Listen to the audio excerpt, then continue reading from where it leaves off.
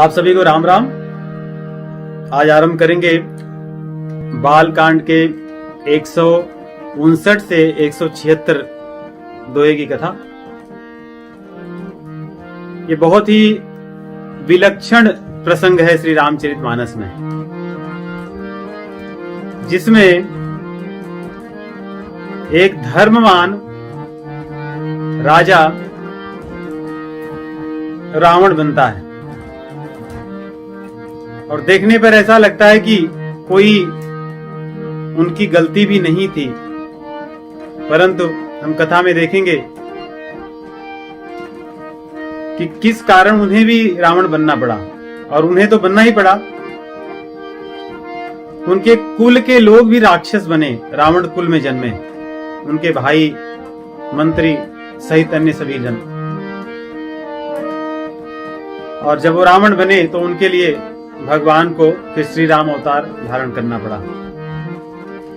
तो यही भगवान श्री रामचंद्र जी के अवतार की कथा जो भगवान शिव जी कह रहे हैं पार्वती जी से।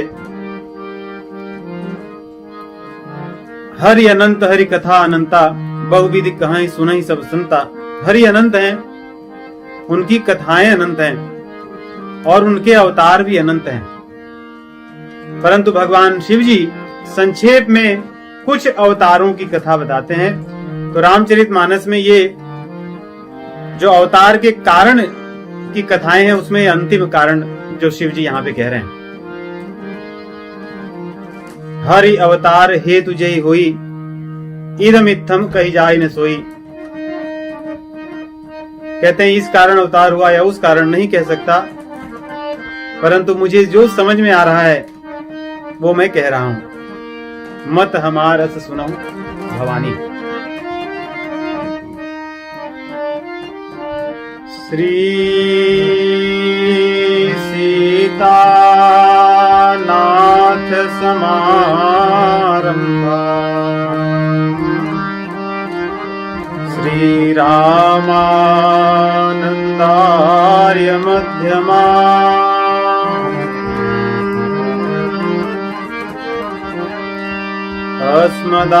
अस्मदाचार्य पर्यन्ताम् वन्दे श्री गुरु परम्परा।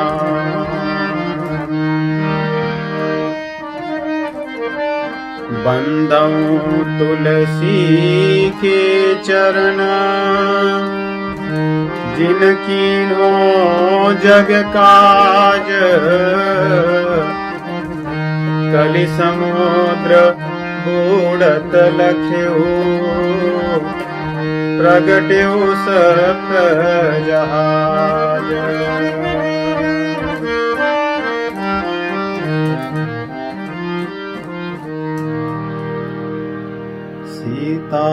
सीताराम सीताराम सीताराम सीताराम सीताराम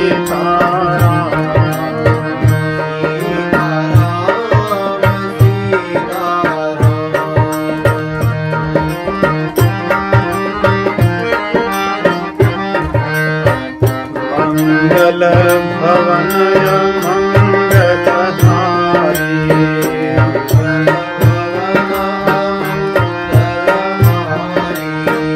रवंशो दशरथ अजिर बिहारी।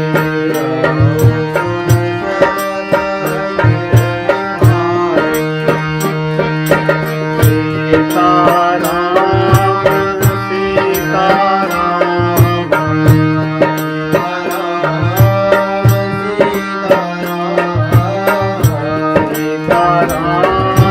जय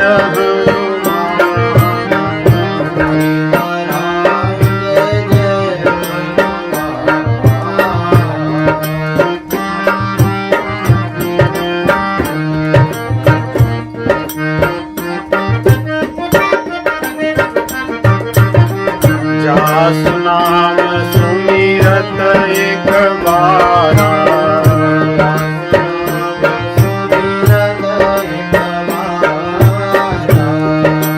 जासु नाम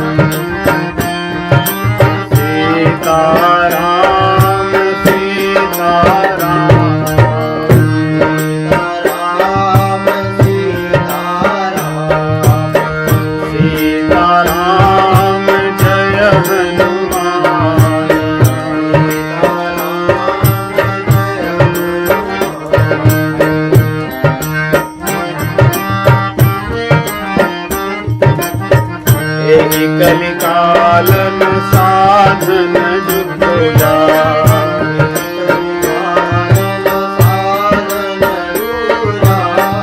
यही कलिकालन साधन जुटो जाय।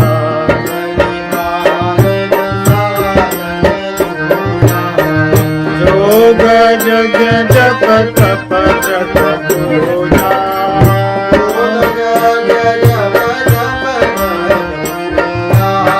जोग जग जप तप जप पूजा।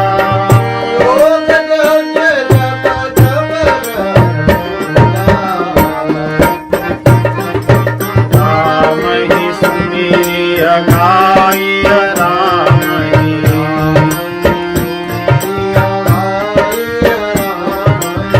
राम ही सुमिरिय गाय राम ही।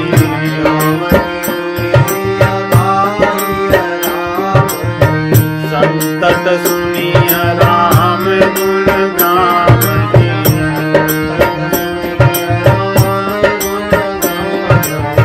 संतत सुनिय राम गुण गावहि।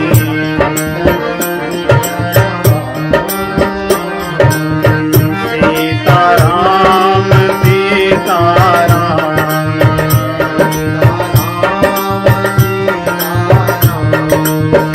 सीताराम जय हनुमान।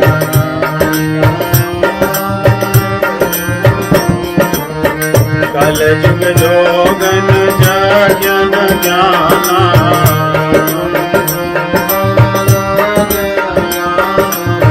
कल जुग जोगन जगन ज्ञाना।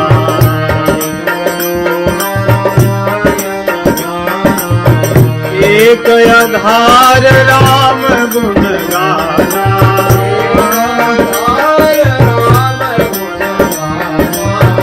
एक आधार राम गुण गाना।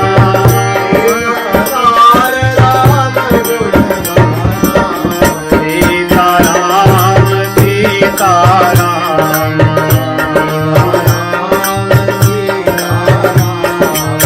सीताराम जय जय हनुमान।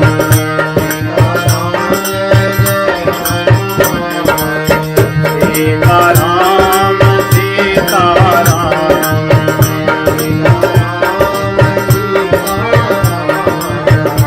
सीताराम सीताराम।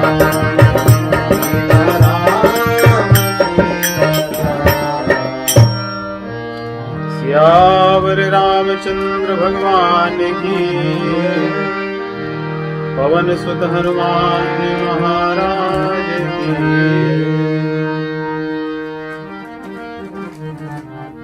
प्रताप भानु राजा, जो बड़े ही प्रतापी, जैसे कि उनका नाम है, जिनका प्रताप सूर्य की तरह सब जगह व्याप्त था,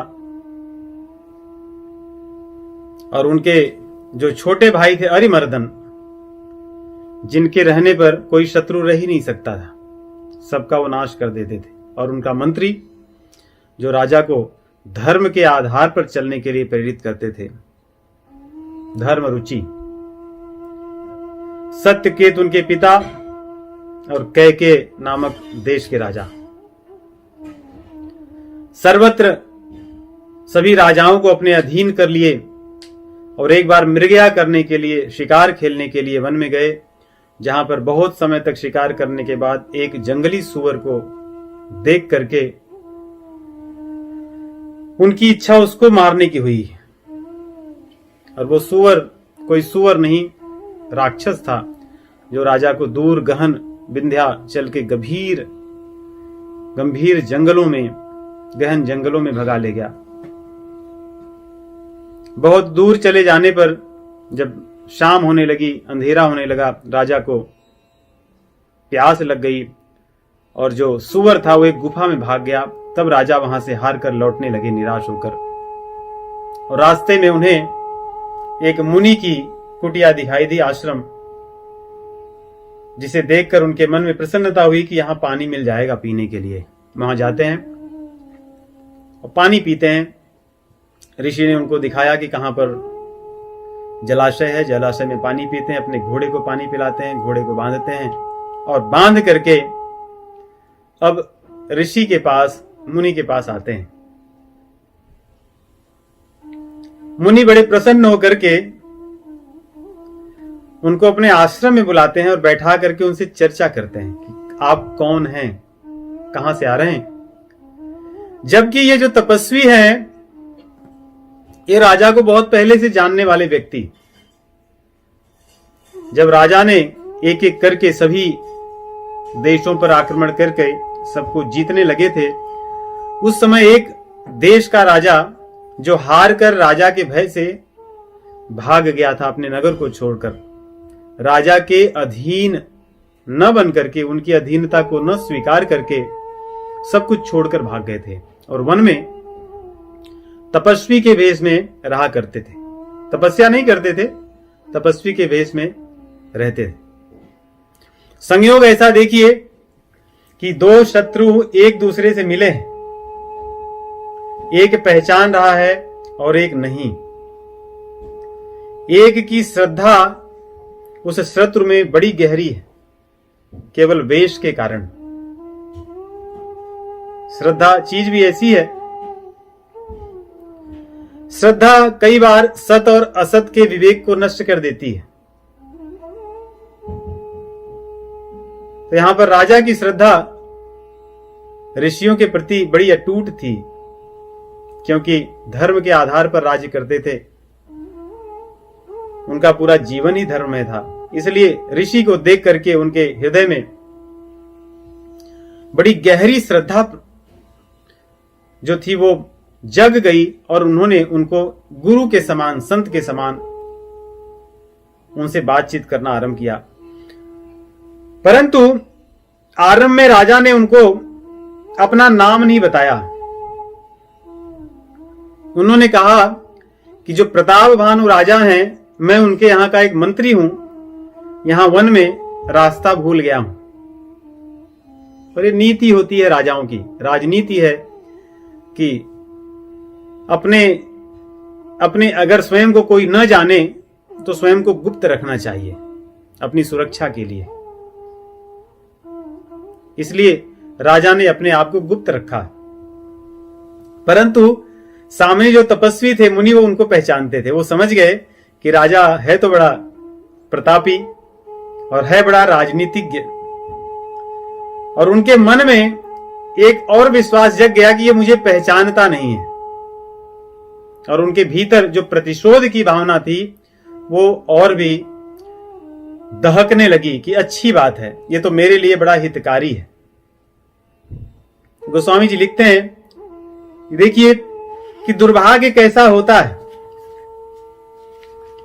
कि खींच कर ले जाता है व्यक्ति को। कई बार दुख को आना होता है तो अपने पास चलकर आता है, और कई बार व्यक्ति को अपने पास ही बुला लेता है। तो आज यहां पर यही हुआ है। गोस्वामी जी लिखते हैं, तुलसी जसी भवित्यव्यता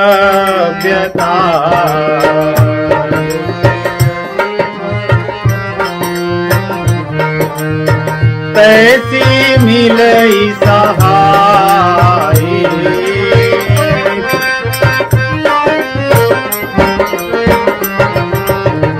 आपन आवई ताहि पही,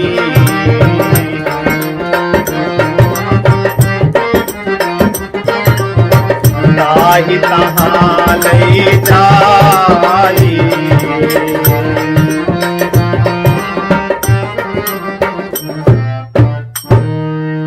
कई बार जो भाग्य में चीजें लिखी होती हैं वो इस प्रकार व्यक्ति के पास आती हैं, वो समझ नहीं पाता। भाग्य में लिखी चीजें, प्रारब्ध की चीजें तो मिलती ही हैं, किस रूप में, कैसे, किस परिस्थिति में मिलेंगी ये हमें नहीं पता, परंतु उन्हें कोई रोक नहीं सकता। इस राजा के भाग्य में था। कहते हैं कि वहां अपने शत्रु के पास स्वयं पहुंच गए। जब उसने पहचान लिया, एक तो वो तपस्वी था नहीं, दूसरे राजा था। पहले राजनीति को जानता था। इसके लिए उसके हृदय में जो दहकता हुआ द्वेष था वो उस समय प्रकट हो गया। कहते हैं, बैरी पुनि छत्री पुनि राजा, छल बल कीन चढ़ै निज काजा। छल बल से अपना कार्य करना चाहता है, क्योंकि वो बैरी तो था ही और राजा था, राजनीति को जानता था और क्षत्रिय था। राजनीति तो वैसे उसको पता ही थी। उसने अपना नाम बताया, कहा मेरा नाम भिखारी है। कपट गोरी बानी मृदुला, बोले जुगुति समेत।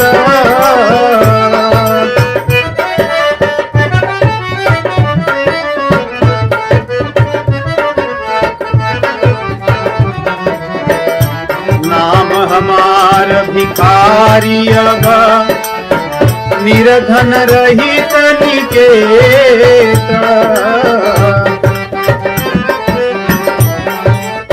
मेरा नाम भिखारी है, ऐसा तपस्वी ने बताया। भिखारी अर्थात मेरे पास कुछ नहीं संसार का। यही ऋषि मुनियों का धन है। सांसारिक वैभव ऋषियों का धन नहीं है। ब्राह्मणों का धन सांसारिक वैभव नहीं, सद्गुण है, वेद विद्या है और भगवान के प्रति प्रेम है, तप है। यही ब्राह्मणों का और ऋषियों का धन है। इसलिए उन्होंने कहा, मेरा नाम भिखारी है संसारिक दृष्टि से। मैं अगेय हूं, मैं कोई चीज संचित करके नहीं रहता, क्योंकि मेरे पास तप का बल है। राजा बड़े प्रभावित हुए।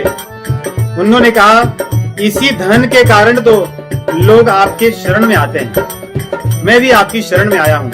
आप जैसे भी हैं, मेरे प्रणाम को स्वीकार कीजिए। जोशी सोशी तव चरण नमामि, जोशी सोशी तव चरण नमामि।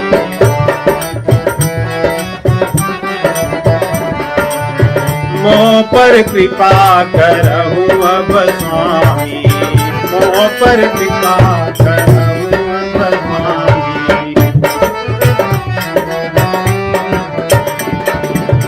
जब इस प्रकार उन्होंने, राजा ने कहा कि मुझ पर कृपा कीजिए और अपने बारे में बतलाइए, तो तपस्वी ने, उस कपटी मुनि ने कहा कि मेरे पास तप का खजाना है, परंतु मैं संसार को बताता नहीं, क्योंकि सिद्धांत है यदि हम अपने तप के बारे में चर्चा करेंगे तो शीघ्र ही वो नष्ट हो जाता है। तप तो छिपा करके रखने की चीज है। जैसे इसको हम प्रकट करेंगे वैसे ही वो जल करके नष्ट हो जाता है। संसार के लोग जब आपको मान सम्मान तप के कारण देने लगे और आप उसको बताने लगे तो आपका तप नष्ट हो जाता है। तो उसने कहा, अब लगी मोही न मिले को, मैं न जनाऊं काको।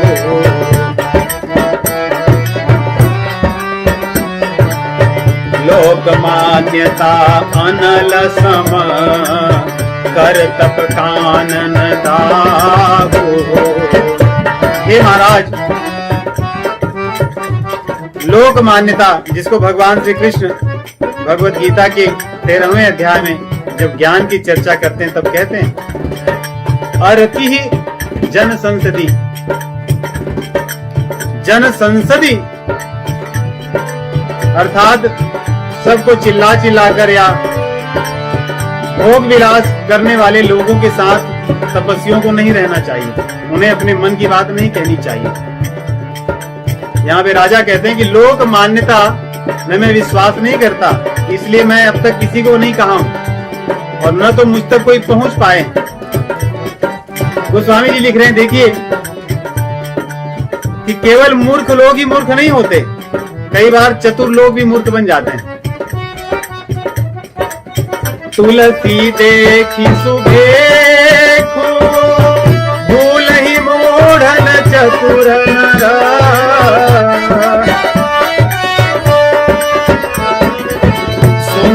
के गिहि देखो, बचन सुधा सम असन रही।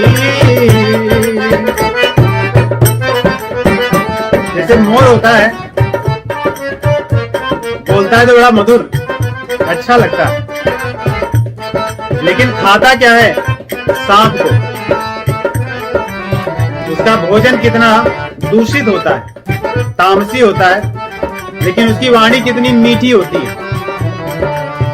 वैसे ये मुनि है, इसकी वाणी तो बड़ी मीठी है, लेकिन इसके भाव तामसी हैं। कई बार मूर्ख ही नहीं, अच्छे लोग भी मूर्ख बन जाते हैं ऐसे लोगों के भ्रम में पड़कर। तो आगे क्या होता है? राजा को आगे बता रहे हैं कि हे राजा, मेरा मन तुम पर पता नहीं क्यों रीझ गया, कृपा करने की मेरी इच्छा हो रही है कि मैं तुम पर कृपा करूं। अब तक मैंने किसी पर कृपा नहीं की, लेकिन तुम्हारे भाव को देखकर मैं प्रसन्न हूं। मेरी इच्छा है कि मैं तुम पर कृपा करूंगा। और जैसे जैसे ये तपस्वी कपटी अपनी बात कहते जाता है, वैसे वैसे राजा उसके चंगुल में फंसते जाते हैं।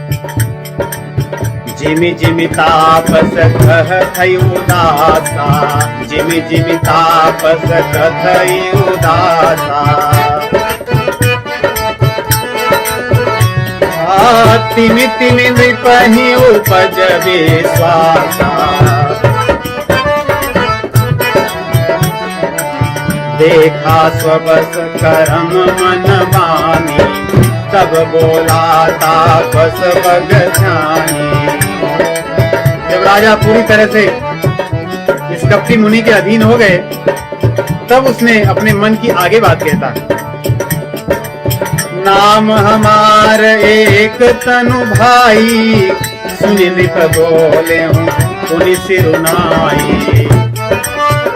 हे महाराज, आपका नाम एक तनु है, आप बता रहे हैं, इसका अर्थ समझाइए। अभी तो आप भिखारी कह रहे थे, मैं समझ गया था कि आप बड़े दीन हैं। विनम्रता के कारण आप अपने तप को प्रकट नहीं करते और स्वयं को अगेह और भिखारी समझते हैं, परंतु आपका नया नाम एक तनु, इसका क्या अर्थ है?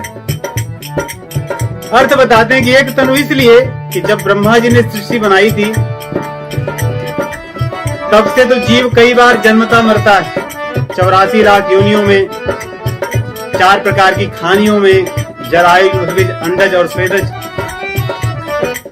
जीव करोड़ों बार जन्म लेता है, मरता है, परंतु मैं जब से सृष्टि ब्रह्मा जी ने बनाई, तब से ऐसे ही हूं, शरीर को नहीं त्यागा हूं, इसलिए मुझे एक तनु कहते हैं। आदि सृष्टि उपजी जब ही, तब उत्पत्ति भई मोरी, नाम एक तनु हेतु तेहि, देहन धरी बहोरी। ऐसा इसलिए हो पाया है क्योंकि मैं बड़ा तपस्वी हूँ। तप बल क्या संभव नहीं है? तप के बल पर ही तो ब्रह्मा जी सृष्टि को रचते हैं, और तप के कारण ही तो विष्णु जी सृष्टि का पालन करते हैं। और संहार करने की जो शक्ति भगवान शिव जी के पास है, वो तो तप के कारण है। मैं भी तप के कारण इस शरीर को रख पाया हूं आज तक। कर्म धर्म इतिहास अनेका, करई निरूपण विरति विवेका, उद्भव पालन प्रलय कहानी, रहस्य अमित आचर्य बखानी। अब उसके बाद पुराणों की कथाएं, इतिहासों की कथाएं, किस प्रकार सृष्टि की रचना होती है, किस प्रकार ब्रह्मा जी पालन करते हैं, कैसे इसका संहार होता है, कैसे जीवों को अपने कर्म के अनुसार शुभ अशुभ, पुण्य पाप के कारण अनेक शरीर मिलते हैं, आदि कथाओं को उन्होंने कह करके उस राजा को अपने मुट्ठी में कर लिया। क्योंकि राजा के मन में श्रद्धा थी, उसने उस श्रद्धा को पकड़ लिया और राजा पूरी तरह से इसके अधीन हो गए। आगे कहते हैं,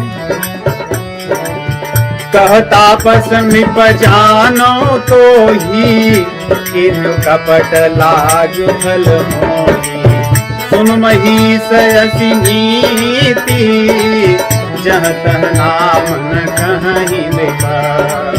मोहि तो ही पर अति प्रीति, सोई चतुरता विचारिता।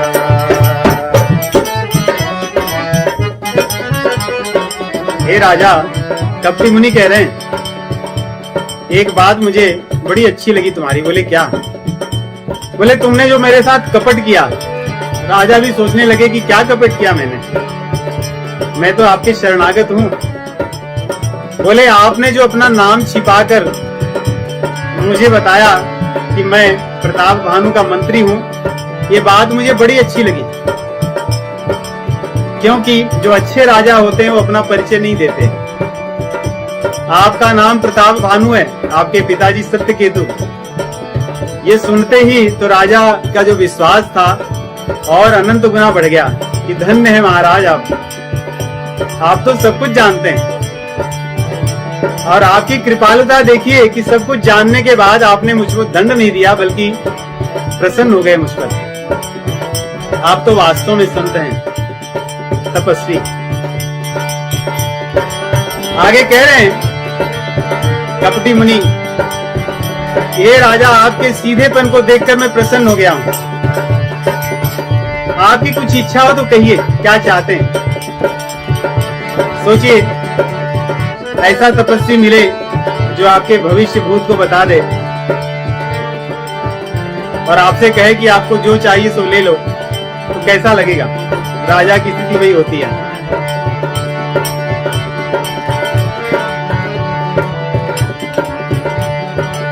अब प्रसन्न मैं संशय नाही, मांगु जो भूप भाव मन माही।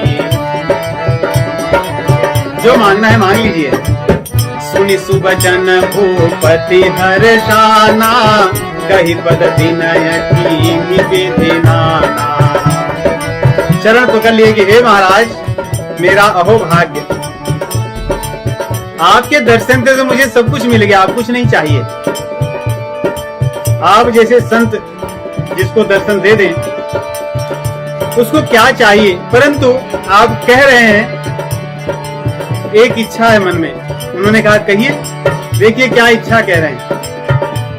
ऐसे राजा की इच्छा हो गई जो धर्मशील राजा, धर्मवान, जो जीवन के रहस्य को जानने वाले थे, जिनके पास सत और असत का विवेक था,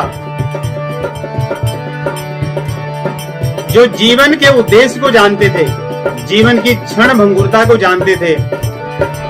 आज वो राजा इस कपटी मुनि के कुसंग से किस प्रकार का वरदान मांगते हैं। और यही कारण है कि इनको रावण बनना पड़ा, और कोई कारण नहीं। यही इनकी जो इच्छा थी, इस दोहे में जो लिखा है। प्रभु ही मांग क्या रहे हो? देखिए, जरा मरण दुख रहित तनु, समर जितै नहीं को। जरा मरण दुख रहित तनु, समर जितै नहीं को। एक छत्र रिपुहीन मही, राज कलप सत हो। एक छत्र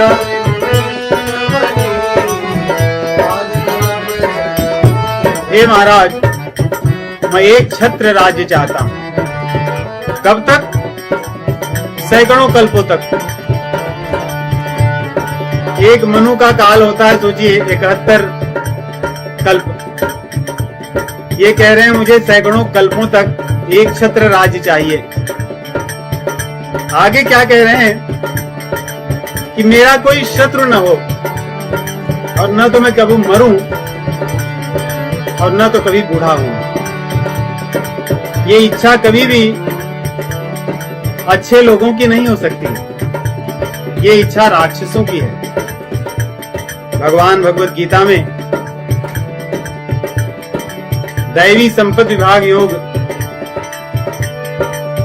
दैवी और असुर जो संपत्ति विभाग योग 16वां अध्याय है, उसमें कहते हैं कि ये स्थिति राक्षसों की होती है, उनकी इच्छा होती है। क्या इच्छा? कहते हैं भगवान, कहते हैं राक्षस जो होते हैं यही मांगते हैं जो इस राजा ने मांगा। उनके मन में विचार रहता है, इदमद्य मया लब्धम इमं प्राप्ते मनोरथम इदमस्ति तमपि मे भविष्यति पुनर्धनम असौ मया हतः शत्रुः हनिष्ये चापरानपि ईश्वरोऽहम् अहम् भोगी सिद्धोऽहम् बलवान सुखी। मैं ईश्वर हूँ, मैं भोगी हूँ, मैं सिद्ध हूँ, मैं बलवान हूँ। मैंने इनको जीत लिया, अब इनको बाकी इनको भी जीतूंगा। इस शत्रु को मैंने मार दिया, अब इसको भी मार दूंगा। इतना धन मैंने एकत्रित कर लिया, इस राज्य को पा लिया, अब इसको भी बाकी इसको भी पाऊंगा। ये आसुरी संपत्ति है, आसुरी विचार है। इतना ही नहीं, आढ़ियो भी जनवानस्मि को न्योस्ति सदृशो मया। मेरे समान और कौन है? मेरे समान और कोई न हो। मैं इतना धनवान हूं, मेरे समान धनवान कोई न हो।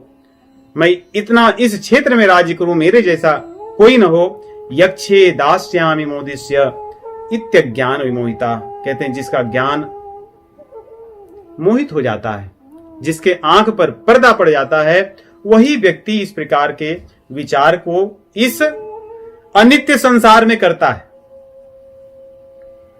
सोचिए, अगर कोई व्यक्ति सोचे कि वो रेलगाड़ी में बैठ करके हवा में उड़े, उसको कौन बुद्धिमान कहेगा?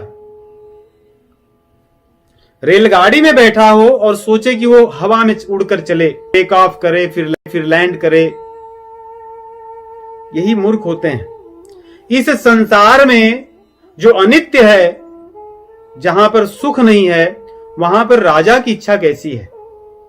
भगवान कहते हैं आप ब्रह्म भुवना लोका पुनरावर्तनोजना, कि यहां से लेके ब्रह्मलोक तक सब आवागमन चलता है।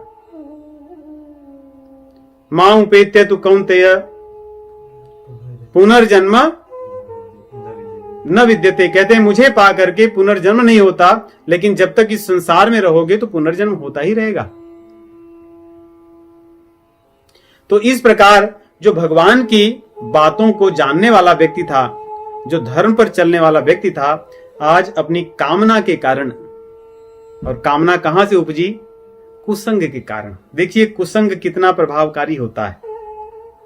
आग तो आग ही होती है, उसको आग को बढ़िया से आप लपेट करके किसी में छिपा दो तो भस्म तो करने वाली है। ये कपटी मुनि के भीतर तो कपट ही था, उसकी शरण में जो जाएगा उसके भीतर तो तामसिकता आना, असद विचार आना स्वाभाविक है। इसलिए राजा ने इस प्रकार ऐसी बातें मांगते हैं, और यहां पर बहुत प्रसन्न हो जाता है जो तापस था। उसने कहा कि ये तो निश्चित रूप से हो सकता है, कोई ऐसी बात नहीं कि नहीं हो सकता, लेकिन मुझे लगता है यहां पे एक चीज आपको ध्यान देना होगा। बोलेंगे क्या? बोले सब कुछ हो सकता है, केवल एक ही चीज से मुझे डर लगता है। यदि किसी ब्राह्मण ने आपको श्राप दे दिया या आपसे रूठ गया, तो आपकी ये इच्छा पूरी नहीं होगी, अन्यथा हो जाएगी।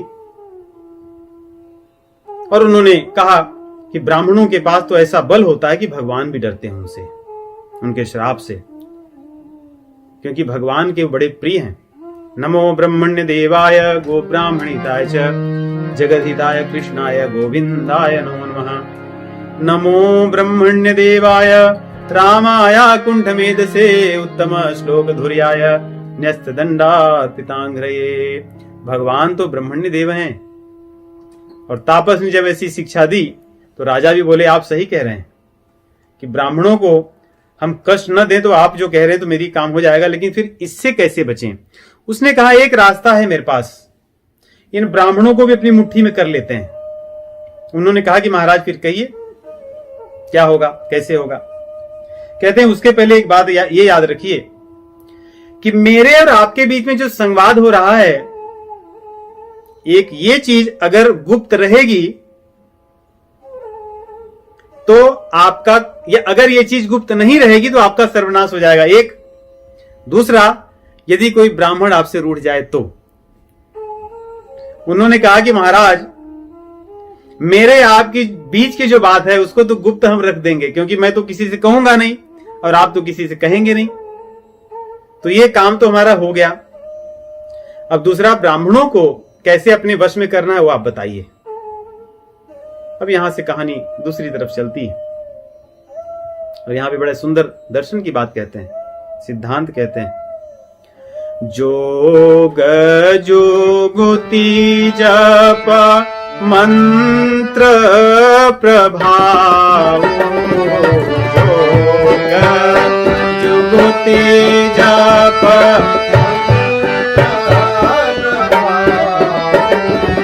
जोग जुगुति जप मंत्र प्रभाव,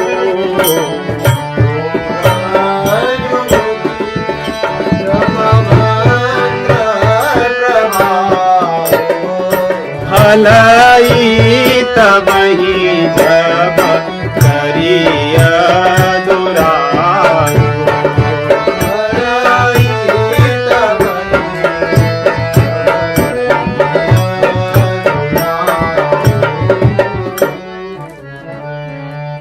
कोई युक्ति हो, योग हो, मंत्र हो या जप हो, इनके फल बहुत शीघ्रता से मिलते हैं यदि आप उनको गुप्त रखो। नहीं, हम कोई युक्ति बनाएं कोई बड़ा कार्य करने की और उसका ढिढोरा पीट दें तो अधिकतर वो सफल नहीं होता। तो राजा ने कहा कि महाराज आप सही कह रहे हो, हम इन सब चीजों को गुप्त रखेंगे। देखिए, इसीलिए षड्यंत्र समझते हैं आप? षड्यंत्र, षड्यंत्र मतलब 6 यंत्र। संस्कृत में अगर देखें तो षट यंत्र। जब 6 यंत्र हो जाते हैं तो कोई चीज गुप्त नहीं रह जाती। हर व्यक्ति के पास 2 यंत्र हैं, 2 कान। तो जब तक ये 4 यंत्रों के बीच में रहती है बात, तब तक गुप्त रहती है। जब 6ठे यंत्र में पहुंच जाती है तो बात फिर षड्यंत्र हो जाती है। तो राजा भी बड़े प्रसन्न हुए, बोले कि आप सही कह रहे हैं, मैं वैसे ही करूंगा और मैं आपको भी दुखी नहीं करूंगा, आपकी बात को वैसे ही रखूंगा और ब्राह्मणों को भी दुखी नहीं करूंगा। क्योंकि यदि आपकी बात को मैं जाकर के कहीं कह दूंगा तो आपके कोप से ही नष्ट हो जाऊंगा।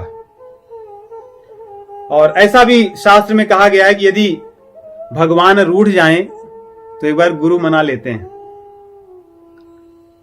काम बन जाता है। और अगर गुरु ही रूठ जाएं तब क्या होगा?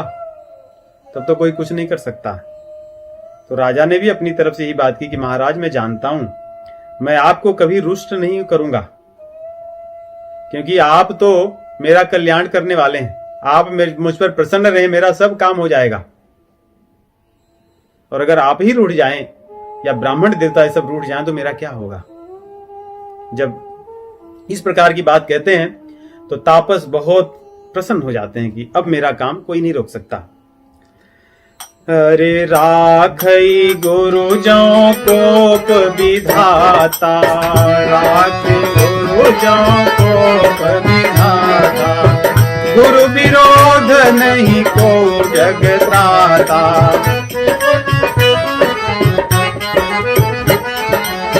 गुरु विरोध नहीं को जगताता।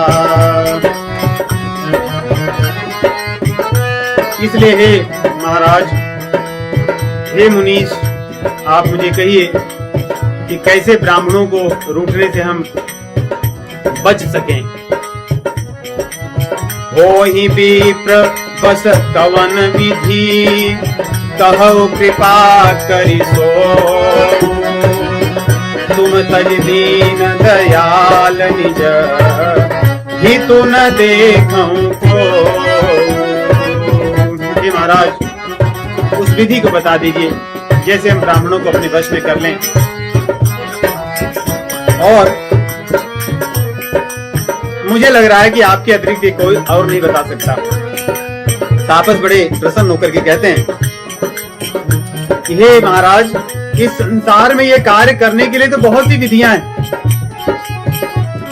लेकिन आपको करने में बहुत कठिनाई होगी। राजा का मन बड़ा दुखी हुआ कि बहुत सी विधियां हैं, बड़ी कठिनाई में क्या करूंगा।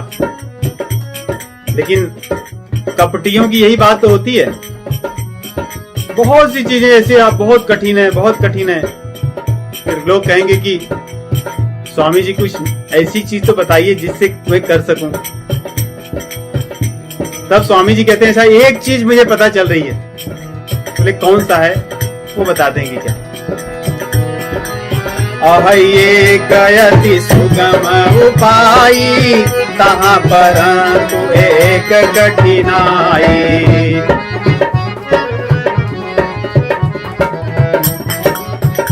दूसरी एक बहुत सरल विधि है, लेकिन उसमें एक ही कठिनाई है। देखिए कितने वाक चतुरता से ये मुनीष राजा को अपनी मुट्ठी में कर लिए हैं। और कौन सा राजा? एक चक्रवर्ती राजा। आप कामनाओं के प्रकोप को देखिए।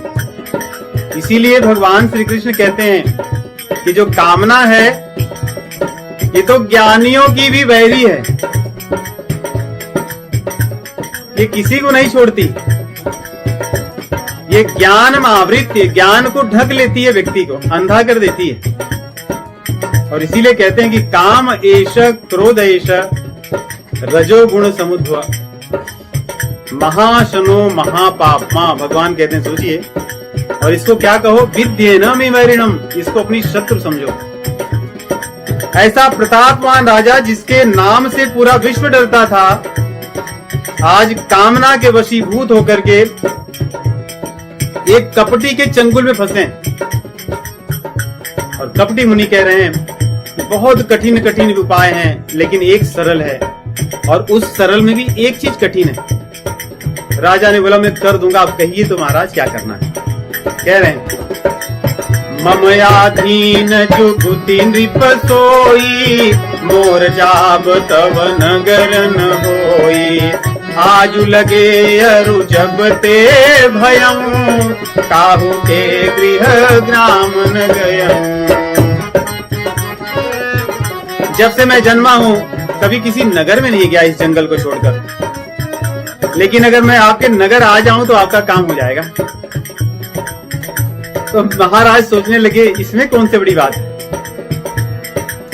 कहते हैं लेकिन मैंने जो संकल्प ले रखा है कि लोक मान्यता अनल सम, कि मैं अपने आप को दूसरों के बीच नहीं ले आता, मैं अपने तप को नष्ट करना नहीं चाहता, इसलिए मैं नगर में नहीं जाता।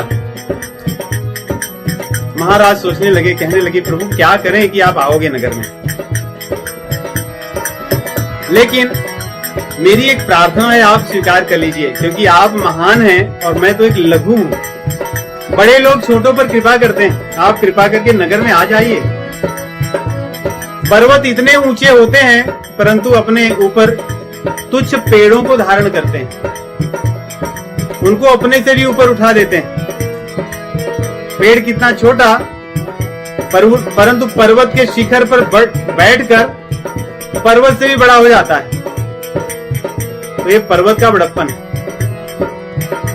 जल कितना निर्मल हो, लहरों के कारण उसके ऊपर फेन आ जाते हैं, वो अपनी निर्मलता नीचे रख लेता है और फेन को ऊपर रख देता है, ये उसका बड़प्पन है। तो इस प्रकार उदाहरण देते हैं।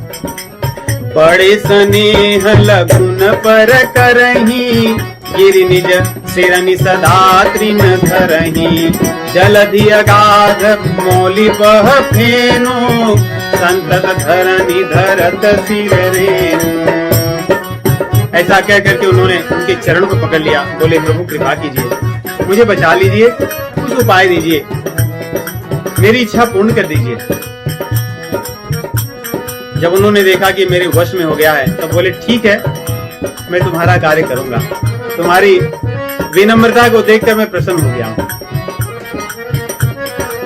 अवसि काज मैं करी हूं तोरा, मन तन वचन भगत सई मोरा। जोग जुगुति जप मंत्र प्रभावो, फलै तब ही जब करिय दुरारो। एक उपाय है नरेश कि मैं आपके नगर में आऊं, आपके यहाँ मैं रसोई पकाऊं, और मुझसे मेरे द्वारा पकाई हुई जो रसोई है उसको जो भी ब्राह्मण खा लेंगे वे आपके अधीन हो जाएंगे। और इतना ही नहीं, सुनिए उनकी युक्ति सुनिए, जिसको आजकल मल्टी लेवल मार्केटिंग जो स्कीम होती है वही युक्ति उनकी। मैं अपने हाथ से जो भोजन पका कर दूंगा, जो जो ब्राह्मण खाएंगे वे आपके अधीन। वे ब्राह्मण जब अपने घर चले जाएंगे, उनके घर जो भी भोजन कभी भी करेगा वो भी आपके अधीन हो जाएगा। तो कितना सरल उपाय लगा। लेकिन मैं आऊं आपके नगर में, मैं रसोई पकाऊं और आप अपने हाथ से उनको परोसें। तो इस प्रकार आप संकल्प कर लीजिए कि अगले 1 वर्ष तक आप प्रतिदिन लाखों लाखों ब्राह्मणों को अपने घर बुलाओगे। मैं भोजन पकाऊंगा अपने तप के बल से और आप उनको खिलाओगे। 1 साल में तो सब पृथ्वी पर रहने वाले सारे ब्राह्मण खा लेंगे और जो जो जाएंगे वो अपने घर जिनको जिनको खिलाएंगे वे सब आपके अधीन हो जाएंगे और आप पूरे सैकड़ों कल्पों तक इस पृथ्वी पर राज्य करोगे। मन में बात लग गई, बड़ी अच्छी लगी। जब मोह का पर्दा होता है तो व्यक्ति का विवेक हर लिया जाता है। राजा का विवेक नष्ट हो गया और ये बात बड़ी अच्छी लगी, मान गए कि हाँ यही करेंगे। जो नरेश मैं करऊं रसोई, तुम परसो मोहि जानन कोई। अन्न सो जोई जोई भोजन करई, सोई सोई तब आयसु अनुसरई। पुण्य तिनके गृह जे वही जो, तब बस होई धूप सुनियो।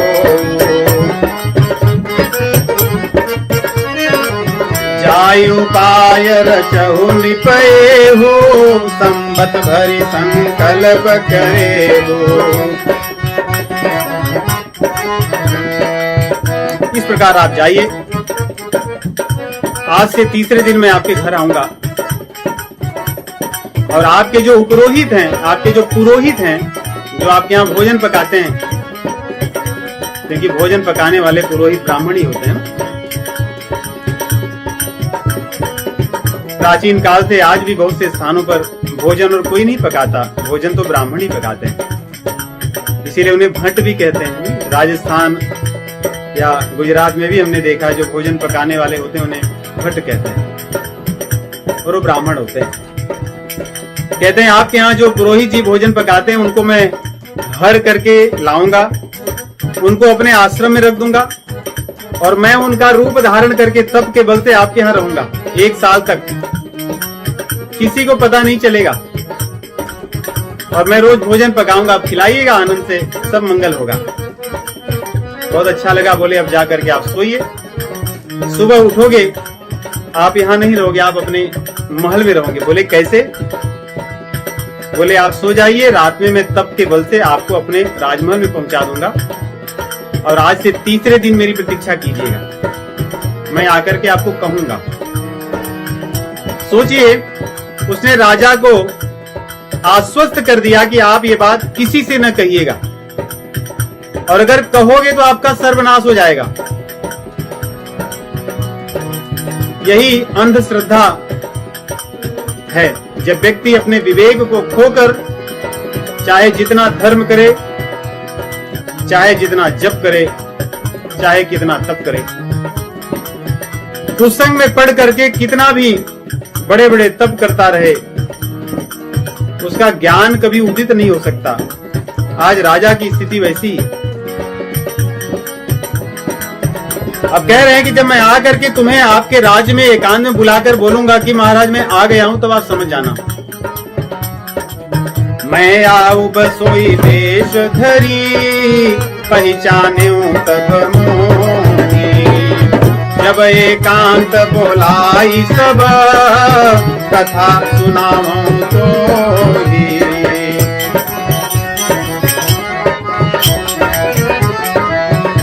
इस प्रकार बात करके राजा को कहते हैं कि सोइए, रात बहुत देर हो गई है और आपसे मेरी भेंट 3रे दिन होगी। जब राजा सो जाते हैं, थके थे, तुरंत उनको नींद आ गई और यहाँ पे कपटी मुनि जो था, इसने अपने मित्र को बुलाया। उसका मित्र वही जो सुअर बना था, काल केतु नाम का ये राक्षस था। कौन है ये?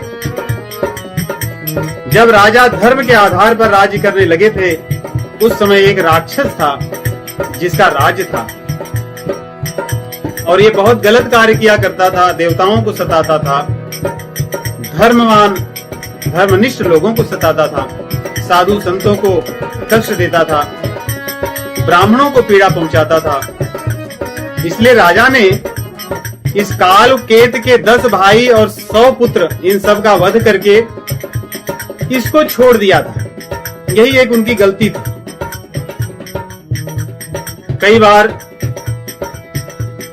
विवेक से अगर काम न लें और दया के वशीभूत हो जाएं, तो बड़ी हानि होती है। हमारे भारत देश में पृथ्वीराज चौहान ने यही दया दिखाई थी।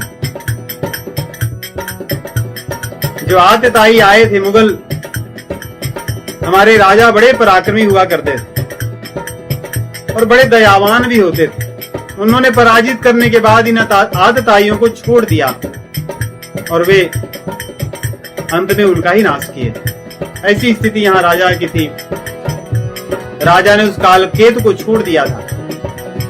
ये तो उसी तरह हुआ जैसे राहु का सिर कट गया और जीवित बचा है, हर साल चंद्रमा को कष्ट देता है। तो शत्रु छोटा ही क्यों न हो, अगर छूट जाए तो नाश करता है। तो काल केतु आया, कपटी मुनि ने उसके साथ चर्चा की कि हमारा काम बन गया। काल केतु ने अपनी माया के बल पर, राक्षस तो था ही, सोते हुए राजा को उनके महल में पहुंचा दिया, रानी के बगल में सुला दिया और उनका जो घोड़ा था उसको भी बांध दिया घुड़साल में ले जाकर। राजा सोई थे, सुबह उठे, देख रहे हैं, अरे मैं तो सोया था महाराज मुनि के सामने, उनके पास में, ये कहाँ आ गया? कितने तपस्वी हैं, उन्होंने जो कहा था तो कर दिया। तो राजा चुपके से उठे। क्यों? उनके मन में था ऐसा न कि रानी को पता चल जाए कि तुम्हें कौन लाया यहाँ पे, कैसे आए। इसलिए चुपके से उठे, अपने घोड़े को लेकर नगर के बाहर चले गए, अंधेरे में ही, ब्रह्म मुहूर्त के पहले ही। और जब दोपहर हुई तब नगर में लौटे। नगर के लोग बड़े दुखी थे क्योंकि राजा एक दिन पहले ही चले गए थे, उनका कुछ पता नहीं था कहाँ गए। दोपहर में फिर राजा जब आने का नाटक करने लगे तो नगर के लोग देखकर बड़े प्रसन्न हुए। सब आनंद उत्सव हुआ कि महाराज लौट आए हैं सकुशल। महाराज आकर अपने नगर में 3 दिन उनको युग के समान बीते कि कब आएंगे मुनीश। 3 दिन बीतने के बाद में ये जो काल केतु था ये आया। जो उनके पुरोहित थे राजा के, उनको कपट पूर्वक बंदी बनाकर ले जाकर के गुफा में बंद कर दिया और स्वयं वो काल केतु पुरोहित का रूप धारण करके उनके रसोइये में रहने लगा और जाकर के उनको अकेले कहा कि महाराज मैं आ गया हूं। जैसी हमारी आपकी चर्चा हुई थी वैसा आप कर सकते हैं। महाराज बड़े प्रसन्न हुए और उन्होंने भोजन की तैयारी की। बहुत प्रसन्न हुए। नृप हर्षे पहिचानी गुरु, भ्रम बस रहा न चेत, परे तुरत सत सहस पर, विप्र कुटुंब समेत। लाखों लाखों ब्राह्मणों को परिवार सहित बुला लिए भोजन के लिए। उनको चेत नहीं था, वो तो आनंद में रहते थे कि अब मेरे गुरुदेव आए, अपने हाथ से भोजन वो बनाएंगे, मैं परोसूंगा। ब्राह्मण सब आ गए और यहाँ पर काल केतु जो पुरोहित के रूप में बैठा था ये भोजन पका रहा है। कैसा भोजन देखिए। उपरोहित जीवनार बनाई, छरस 4 विधि जस श्रुति गाई। ऐसा भोजन बनाया इसने। 6 रस, षट्रस जिसको कहते हैं, कटु, अम्ल, लवण, तिक्त, मधुर और कसाय, ये 6 रस हैं हमारे भोजन में होने चाहिए अच्छे स्वास्थ्य के लिए। और 4 प्रकार के भोजन होते हैं। एक तो होता है भोज्य, जिसको हम खाते हैं चबा चबा कर। एक होता है पेय, जिसको हम पीते हैं। एक होता है चोष्य, जिसको हम चूस कर खाते हैं। और एक होता है लेह्य, जिसको हम चाट कर खाते हैं, चटनी इत्यादि। तो इस प्रकार 4 प्रकार के व्यंजन हैं और 6 रसों से भरपूर उसने सब कुछ बनाया। और सभी ब्राह्मण लोग बैठे अपने अपने स्थान पर भोजन करने के लिए। राजा ने बड़े प्रेम से परोसा। जब राजा ने परोस दिया और जैसे ही भोजन खाने लगे, ब्राह्मण इसके पहले कि अपने मुंह में डालें, एक आकाशवाणी हुई। आकाशवाणी क्या हुई देखिए। परोसन जब ही लाग मही पाला, भई आकाशवाणी ते ही काला। विप्र वृंद उठी उठी गृह जाहु, है बड़ी हान अन्न जनि खाहु। भयं रसोई भूसुर मासो, सब द्विज उठे मानि विश्वासो। हे ब्राह्मणों, इस अन्न को मत खाओ। ऐसी आकाशवाणी काल केतु राक्षस स्वयं कर रहा है। ये अन्न दिख तो रहा है, लेकिन ये अन्न नहीं है। ये तो मांस है पशुओं का, ब्राह्मणों का। मनुष्यों का मांस है, पशुओं का मांस है। सोचिए कितना कुशल था वो ना। मांस को इस ढंग से बनाया था कि वो मांस नहीं दिख रहा था। कई लोग सोचेंगे कि मांस परोसा था तो ब्राह्मण बैठे क्यों थे। मांस नहीं परोसा था। गोस्वामी जी के शब्दों पर ध्यान दीजिए। था तो बना मांस का, परंतु वो सब अन्न दिखता था। चावल दिखते थे, दाल दिखती थी, सब्जियां दिखती थी। ले कह रहे हैं, है बड़ी हानि अन्न जनि खाहु, है बड़ी हानि अन्न जनि खाहु। ब्राह्मणों की पत्तल में जब परोसा गया था, वो मांस भले ही था, लेकिन दिखता था अन्न की तरह। मांस नहीं था दिखने में। और आकाशवाणी हुई। ब्राह्मण देवता तुरंत क्रोध में आकर के कि भाई इतने प्रेम से बुलाकर हमारा धर्म भ्रष्ट करना चाहता है, ये तो राक्षस है। जा तू राक्षस हो जा, ऐसा उन्होंने श्राप दिया। देखिए श्राप क्या देते हैं। बोले विप्रत गोपतव जनिक चुकी न विचार, जाई निशाचर हो मूढ़ सहित परिवार, मूढ़ सहित परिवार, मूढ़ सहित परिवार। आप सब लोग परिवार सहित राक्षस हो जाओ। ये आकाशवाणी हुई कि उसके बाद तुरंत फिर दूसरी आकाशवाणी होती है। ये आकाशवाणी देवताओं की है। कहते हैं कि ब्राह्मणों, ये राजा की कोई गलती नहीं थी। ये आकाशवाणी पहले भी हो सकती थी, नहीं? काल केतु की आकाशवाणी के पहले भी अगर एक आकाशवाणी हो जाती, लेकिन ये आकाशवाणी हुई दूसरी, लेकिन काल केतु की आकाशवाणी के बाद।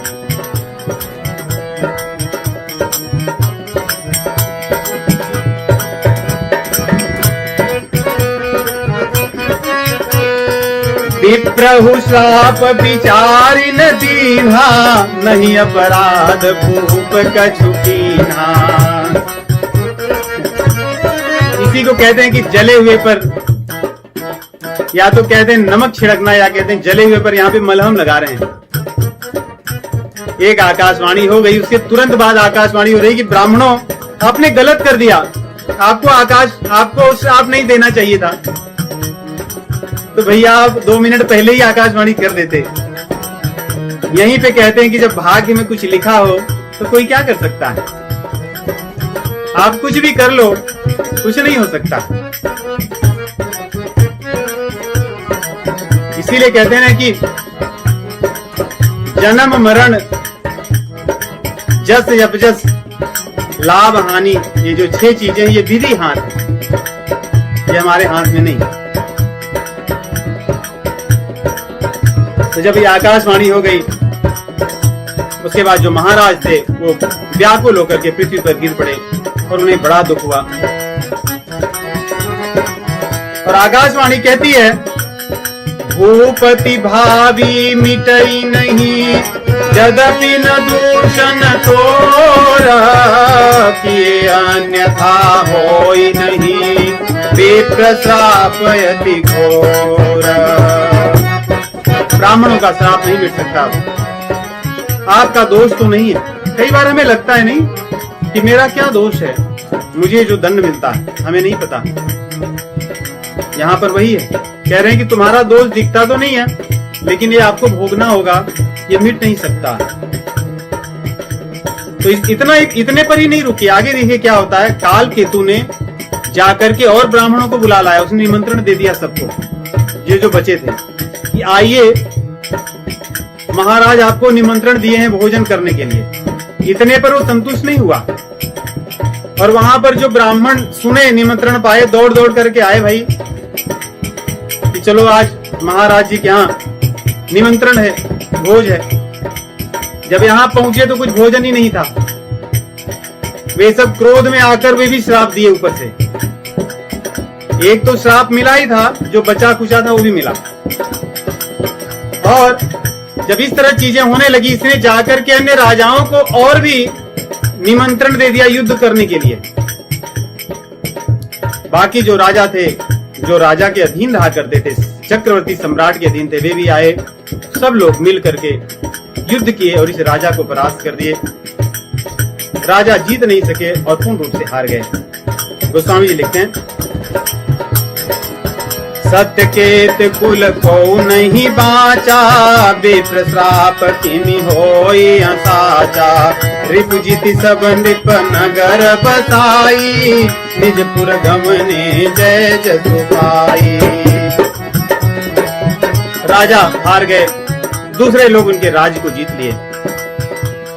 यहाँ पे दोहा में इस पूरी कथा का सार लिखते हैं कि जब विधाता हमारे विपरीत हों, अर्थात हमारा भाग्य हमारा साथ न दे, हमारे किए हुए कर्म जब पक जाएं, प्रारब्ध रूप में आने लगे, तो उनको कोई नहीं रोक सकता। हमारे पिता जो हमारे रक्षक हैं, कोई यमराज की तरह कार्य करते हैं।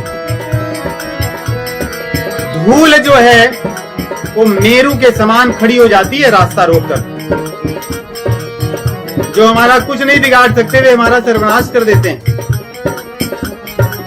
भरद्वाज सुनु जाहि जब होई विधाता बाम, भूरि मेरु सम जनक जमा, ताहि ब्याल समदाम, ताहि ब्याल समदाम, ताहि ब्याल समदाम।